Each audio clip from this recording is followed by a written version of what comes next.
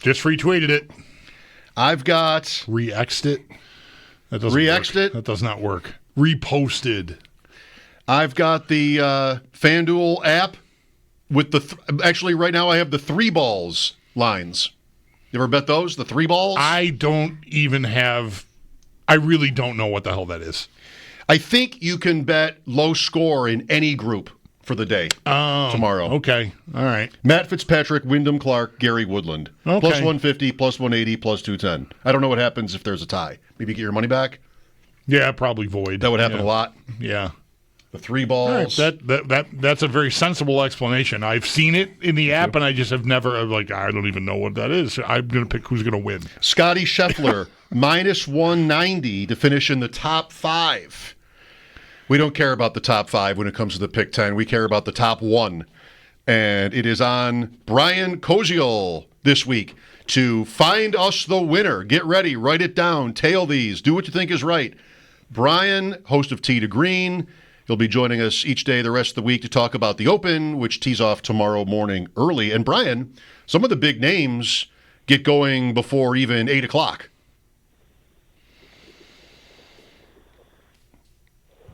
Brian? Yeah, and I think that, sorry guys. Yes. I think that is going to spread out our coverage tomorrow. I know it's tough tomorrow to be able to figure out where it's going to be. I know it's USA bright and early. Then it's NBC later, and then I think Peacock also. And then the next day it's all 3. So be ready to juggle between USA, Peacock, and NBC over the next 4 days. And it doesn't even make sense in terms of how the coverage is. But, yes, it starts early. Tee times are before 7 a.m., and it's the toughest test of golf for the year. If you like watching pro golfers struggle, if you like carnage, you've come to the right place. The rough is averaging 5 inches high all across the course. They have the stemp meter, whatever that means in terms of the golf speed on the ball, or the speed of the golf ball on the green is in the high 14s, which is super, super fast.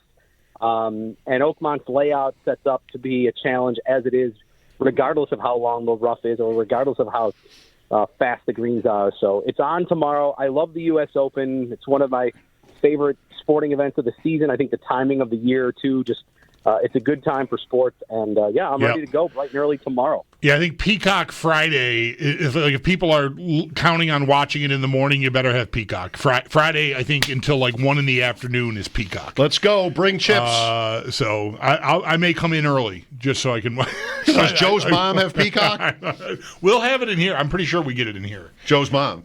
Sure, I think. Whatever that is. Yeah. Donna.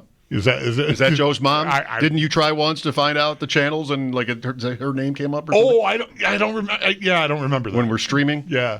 Anyway, Joe's mom. Hope that's right. Well, Brian, do you Probably happen to know the stemp meter, the fastest greens? I played at Lancaster last Wednesday, and I 4-putted on a hole midway through the round, knowing how fast everything was. I play at Delaware Park, okay, so any place is probably going to be faster, and Lancaster was really fast for me, so much so that I 4-putted on the 12th hole or something after playing 11 holes. What's a high reading here? Do you know?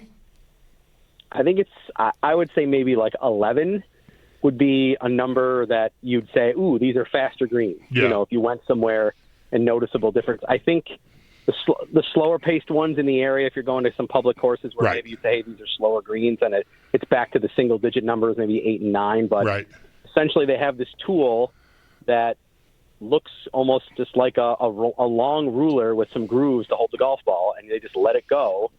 And they calculate the distance from where they let it go and how far it goes, and then essentially produces this stemp meter number to tell you how fast it is. And yes, this is a faster U.S. Open. They normally obviously make the greens fast. That's part of the USGA shtick when they set up the course. But this is even a little bit faster. And the members at Oakmont and the course superintendent and everybody loves it there. They say that they don't really dial it back at all in years that they don't host big tournaments like this. They said the members love it this fast. I don't know if signing up to play the hardest golf course in the country and getting just beaten up every single day would be my ideal of spending a lot of money and being a golf member, but that's what they do. And I think they wear it with kind of a badge of honor there, that they love it, that it's the fastest greens and maybe known for being the most challenging course in the country. Brian, we know what the reputation of this tournament, the U.S. Open, is now. The how hard they want to make it, right? They don't want 15 under par winning their tournament. They want it in the single digits, and they usually get that result: the rough, the greens, narrow fairways, whatever it is, right? Different courses have different challenges. Do you know if it has been like that for? Like when Jack and Arnold were in their primes, was this like, do you know enough about the history? Or is it a reaction to like the Tiger Woods era, guys bombing at 320 yards and now even more than that? Like just the technology, as the USGA made it harder because they feel like they're being taken advantage of by the technology and the athletes. I think there's been a stress in general lately because of the technology and guys, obviously power has been a part of the game forever. Like that's always been something that's been intriguing for golfers since the game has been in existence. But I think for the most part, U.S. Opens have played on average more so closer to par, even going back maybe before, I guess I would even say before I was even born, like 60s and 50s and things like that. I know looking at some previous Oakmont winning scores, the last three, -4, that was the DJ win, and Cabrera was +5. That was the year he beat out Tiger. So +5 overs, a high winning score. And then L's, I believe, in '94 was -5. So that's the lowest it's ever been. I asked you that question, and as you started to answer it, I remembered that we were sitting in here. We've had the Golf Channel on the last 2 days during the show, and it's different. There's live at the Open from the Golf Channel, whatever panel show, and then there's like these highlight shows. And yesterday they were showing a highlight show, and they showed Johnny Miller walking off the 18th green one year with a score of +21, and him shaking his head as he was and walking like he was going to fall. He was just like, this thing just absolutely put me through a wood chipper. So I guess I knew the answer to some degree, at least at this course, Oakmont. But anyways, yeah, I think it's probably been like that for a long time. I mean, I guess in general, even I'm not doing the research here on the spot, but I would guess even if you go back, I looked it up for Oakmont just for discussion reasons. I know when they held it back in the 20s and the 30s, the winning score one year was 10 over and another year was 13 over. So I'm guessing if we just kind of piece it together that it's kind of been, for this tournament, one that maybe sees an over par winning score more often than not. McIlroy won his at -16, for what it's worth. Yeah, that was the year that I think Congressional, where it rained so much. And it was literally a free target zone. Like guys were just throwing darts because it was so wet and so soft that it was just balls weren't rolling out of the fairway, and you could literally go at every single pin, and it was just sticking because everything was so wet and soaked. So I remember that one being one. And then I think when Koepka won at Erin Hills, which actually hosts the U.S. Open for the women 2 weeks ago in Wisconsin, that was a very, very lower winning score, like maybe same. 15, 16. I don't know if you have it in front of you, Mike, but maybe that was 16 to tie McIlroy's record, but it was 272, so par 72. What was the city course in L.A. that hosted this? A couple of years, was that the year before last? Do you have the scores open there, Mike? 20. Wyndham Clark, -10. -10, okay. I was wondering, because that it felt like, I remember talking to you during that tournament, Brian, and there was, I think, a decent amount of, it's not hard enough. Yeah, -6 is the highest winning score of the last 6 years. So maybe that'll shift this week. I don't know. What's your prediction, Brian? Well, supposedly they've made it harder with that recent renovation that happened in 2023. And they've taken the surface area of the greens and made them larger, which I guess initially my thought was, does that make it easier than to hit the green? Possibly, yes. But I was reading how that they said that by expanding the greens, it allows them for more what they call challenging pin placements now. There were other spots that they really couldn't put the pins, but now because they have more surface area and more spots to put the pins, they can put it in more challenging spots, which ideally then would make the scores go up. So even though maybe the surface area in total is a larger target, they're thinking with where the pins are going to be and maybe where golfers will shoot at, that it'll end up actually over the entire course of the tournament, make it tougher. Next time I see you, I want to quiz you on some of our past Pick 10 games to see if you remember, because you'll probably almost always, if not always, remember the event for the winner or for something else. But then remember whether or not you spent money, you paid us or got paid by us. Because I've got, in this notebook, I've got every major since we started and who won the tournament. But in some, I don't remember whose side we all were on. So next time I won't, draw this out now. Next time, you're in here, if you think of it, right. Let's. Unfortunately, our Venmo history does not go back to 2013. No, Right. I guess it doesn't. That would be. How did we pay each other? That would be helpful. I think I remember crumpling up money and throwing it in your spot. Oh, that's a Bauk move for sure. Well, Brian, one more before we get to your picks. Quickly, we were talking about Bryson DeChambeau earlier. We've done this before. I have a longtime friend, John McEntee, who wrote me today about how fake he thinks all the stuff with the fans is from DeChambeau. He said that Brandel Chambly from the Golf Channel was on Dan Patrick today, and John was listening, and Dan Patrick asked Chambly about this, if it's calculated how DeChambeau acts. John did not tell me how Chambly responded, but he liked that at least somebody asked the question. So here we are asking the question of you.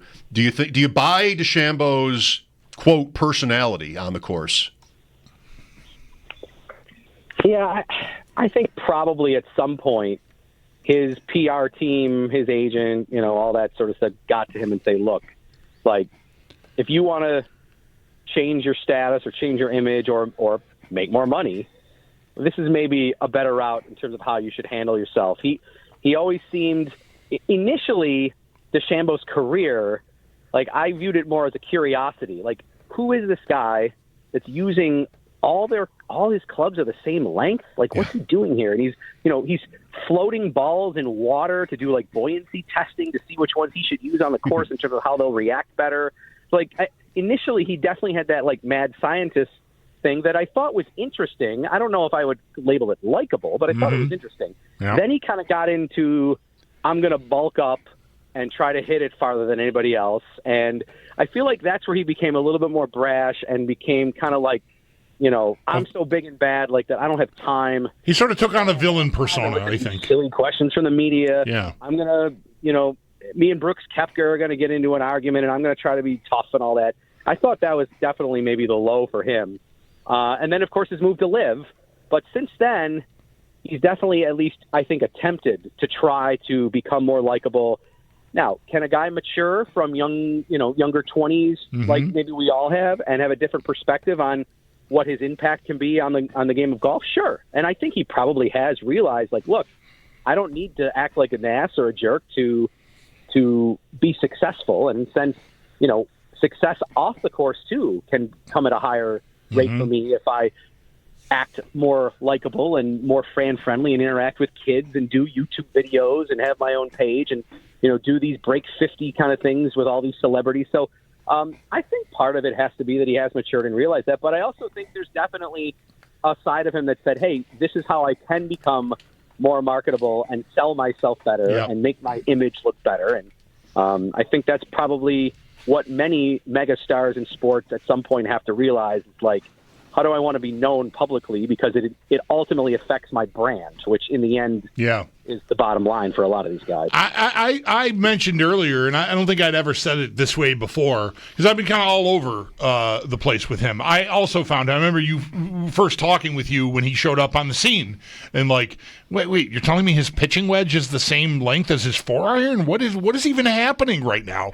And that was a curiosity, but I didn't really like him much, and then I kind of bought this image makeover, and now I'm a little more skeptical. One thing that has not changed is I don't really like watching him hit the golf ball. I feel like it is brute force. And look, there's something to be said for that, and it obviously is successful. I mean, he's done plenty of winning. He's one of the best players of this era. But watching him actually address the ball and swing on it does not give me it just feels like I'm watching a Boston Dynamics robot or something.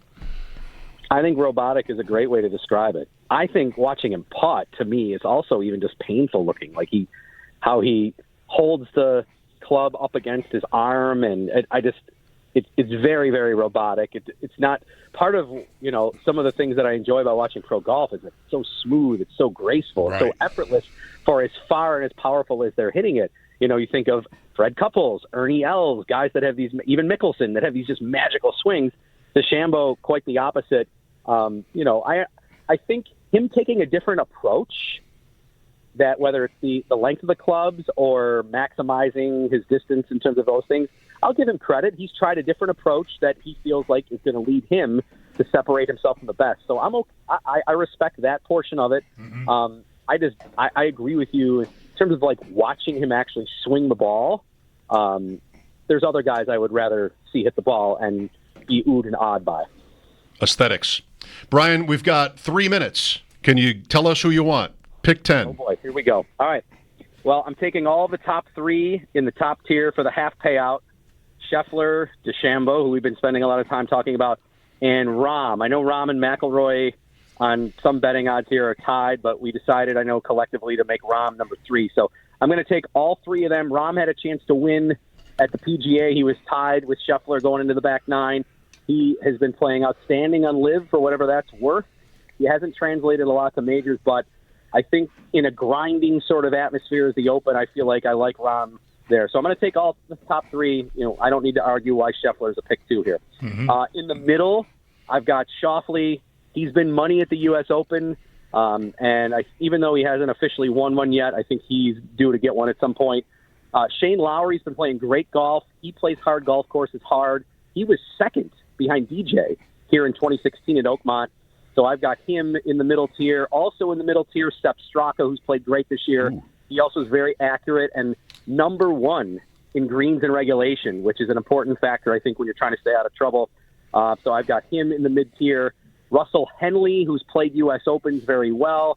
He's an accurate driver off the tee, so I'm hoping he stays out of trouble. I've got him in my middle tier. So the middle tier are Schauffele, Lowry, Straka, and Henley.